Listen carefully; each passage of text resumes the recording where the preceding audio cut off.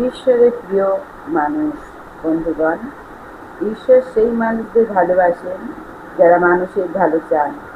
একজন ভালো মানুষ কখনো কাউকে ছোট করে না, কারোর ক্ষতি করে না।